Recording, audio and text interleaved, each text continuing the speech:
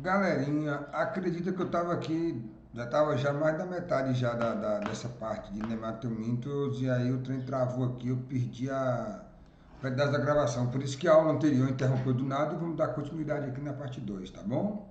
Vou deixar dois vídeos aí, que fica até melhor até para carregar, vocês poderem assistir, né? Assistem um, depois assistem o outro. Então, expliquei plateumintes e as doenças, agora eu vou explicar nematomintes, tá bom?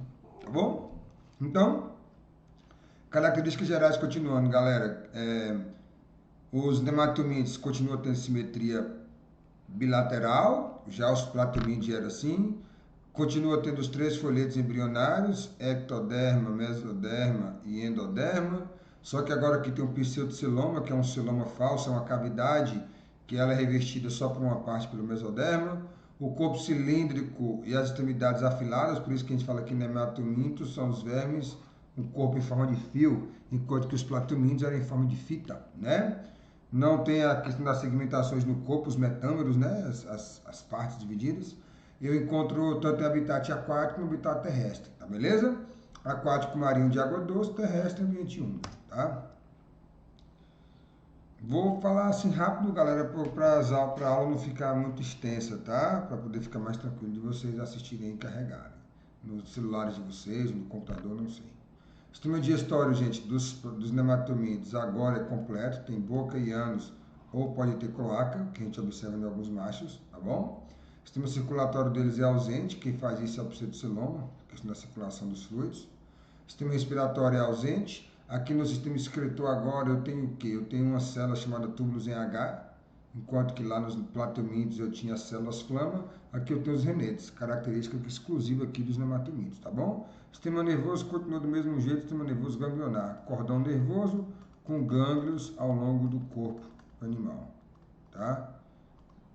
Mas na região aqui uma certa cefalização a gente observa que surge aqui nesses vermes. Só para ver as células em formato de H, que são os renetes. Deixa eu limpar aqui. Né? Essas células em H, que é o sistema excretor dos nematomídeos. Então, célula flama platelminto, renetes ou célula em H dos nematomídeos. Reprodução deles, galera, a maioria deles é dioica, eu expliquei já na aula anterior, é o que? Sexo separado. Tá bom? Fecundação é cruzada na maioria, ou seja, ambos saem fecundados, ou alguns podem realizar o que? Autofecundação, tá bom?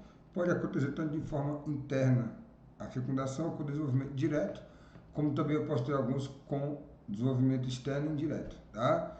Dimorfismo sexual é o fato de nós encontrarmos indivíduos com tamanhos diferentes, igual por exemplo aqui a fêmea, e aqui menorzinho aqui é o macho.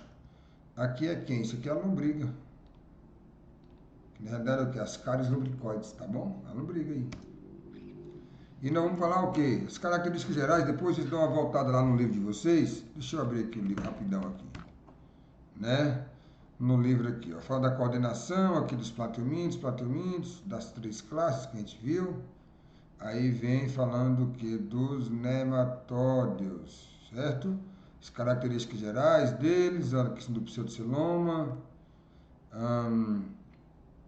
E aí já rapidinho começa a entrar o quê? Nas doenças, começando pela ascaridíase, que é causada pelas cáries lumbricoides, tá bom? Uma doença muito comum. Então vamos falar sobre elas. Ascaridíase, amarelão, elefantíase, bicho geográfico e oxurose. Então, como eu falei para vocês, a ascaridíase ou ascaridiose, ou popular lombriga, ela tem um agente etiológico, que eu já comentei, que é quem causa a doença, que é as cáries lumbricoides. O hospedeiro definitivo é o homem, não tem hospedeiro intermediário. A contaminação acontece de forma direta pela ingestão dos ovos. Quando não há hospedeiro intermediário, a gente fala que o ciclo é monoxeno ou monogenético, que é o indivíduo, no caso o ser humano, já se contamina direto com a larva, com o ovo, com o que quer que seja, tá? Então, o modo de infecção ela é passiva, porque a gente vai ingerir alimentos ou água que estejam contaminadas com ovos de ascaris, tá beleza?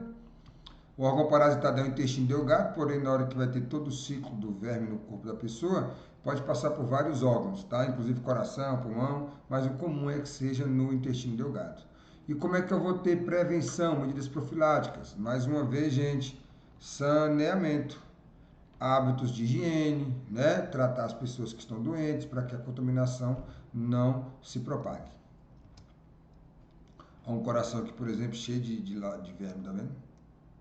O amarelão aqui é outra doença, tá? Causada pelo Necator americano ou Xilostoma duodenale, são os agentes etiológicos dele. Uma das características dessa doença é de causar uma anemia profunda na pessoa. E a pessoa às vezes fica prostrada, fica muito fraca, tá? Por quê? Porque a característica é justamente esses vermezinhos aqui, ó, eles ficarem sugando nutrientes. As pessoas às vezes podem ter diarreias com muito sangue, né? Por isso que causa anemia neles. Então, o agente etiológico pode ser eles dois. O hospedeiro definitivo somos nós. Mais uma vez, não tem hospedeiro intermediário, é monoxeno ou monogenético. É através do que? Da penetração de larvas. Principalmente quando a gente anda descalço, gente. Aí essas larvas podem acabar penetrando na pele e causar doença, tá?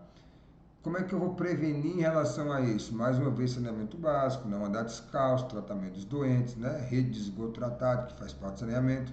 Tudo isso são características gerais para a gente poder prevenir contra verminoses, tá bom?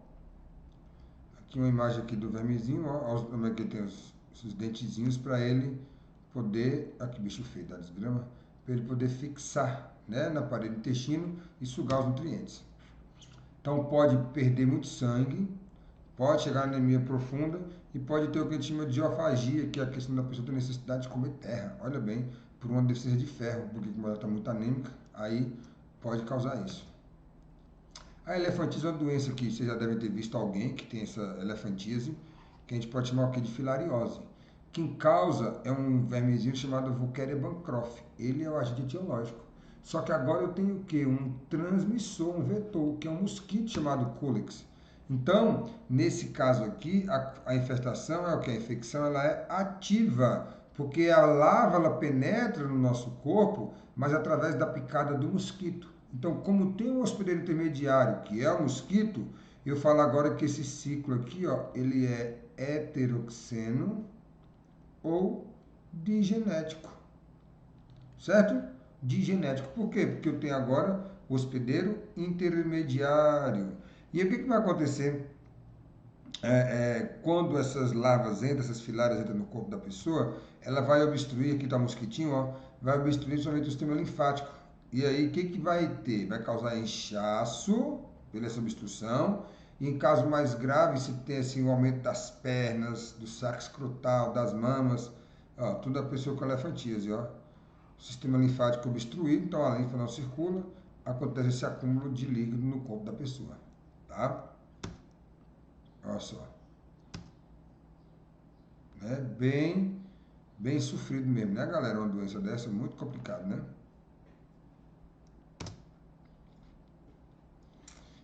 E aí a larva entra no corpo do indivíduo, ó, o mosquito suga o sangue, a larva penetra. Os adultos vão lá para os vasos linfáticos, eles liberam as microfilárias que migram para o sangue e alojam em vasos superficiais. E aí quando o mosquito for se alimentar do sangue da pessoa, ele pode levar essas microfilárias.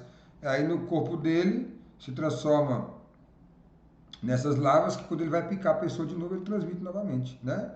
Então olha como é que é complicado. Isso pode virar uma coisa, um ciclo. Então é interessante que com profilaxia aqui é justamente a gente tentar eliminar esse hospedeiro intermediário.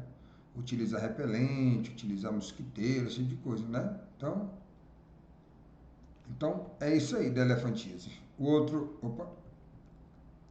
doença que nós temos é a larva migrans cutânea, famoso bicho geográfico, que geralmente a gente pega por andar descalço em alguns lugares. O ciclo aqui ele é monoxeno, não tem hospedeiro intermediário. E aí uma das características é a gente perceber as larvazinhas andando aqui no pé ou aqui na mama de alguém, tá vendo? Aqui no, ó, tá vendo? Da onde que a gente pega esse trem, gente? Principalmente gato e cães, né? Então, por isso que é interessante nossos animais domésticos estarem vermifugados, porque às vezes eles defecam no quintal, em algum lugar assim, depois a gente vai, pisa naquele local, a gente acaba se contaminando, entende? Então é interessante o quê? Eu manter meus animais vermifugados e eu vou ter como consequência a diminuição do risco de ter essa larva. Isso incomoda para dedéu. Imagine um vermezinho se deslocando pela sua pele, complicado, né? Oxiurose, galera, causada por um vermezinho chamado oxiúros vermiculares ou enteróbios vermiculares.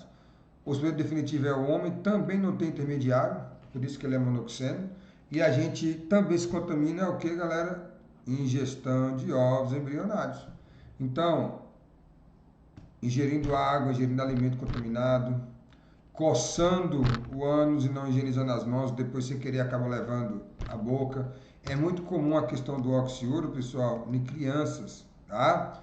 E aí vai ter muita coceira na região anal, muita coceira mesmo. Desconforto noturno, porque uma das características dessas larvas é durante a noite, tá? Eles saírem através do canal anal, porque o lugar que eles ficam, né, o lugar que ele mais parasita, na região do seco intestinal, ó, que é o intestino grosso, e aí, às vezes, quando chega no período noturno, esses vermezinhos têm como característica sair pelo ânus. E aí é uma coceira complicada.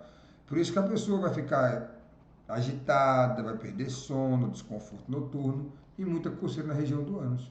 Porque é um vermezinho que é bem chatinho. E aí, na casa de uma pessoa que tiver com verme, por exemplo, é necessário que você tenha cuidado com as roupas de cama, com toalha, com roupa íntima, tudo isso, porque você pode acabar fazendo com que esse vermezinho vá para uma outra roupa, algo assim, e a pessoa acaba se contaminando depois. Tranquilo? E os sintomas aí. Então é isso, galera. Então, ó, é um capítulo, assim, eu também, obviamente, que eu passei de forma mais rápida, porque eu quero que vocês dêem uma lida caprichada aqui no livro de vocês, tá bom? Falei sobre as doenças todas, tá vendo? Ó, tem no livro de vocês aí. Depois eu gostaria que vocês fizessem todas as atividades, por favor, tá bom?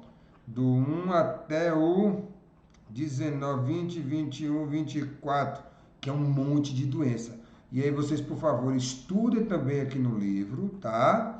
E faz atividades, depois eu vou ter uma nova aula gravada com a correção para vocês, tá bom?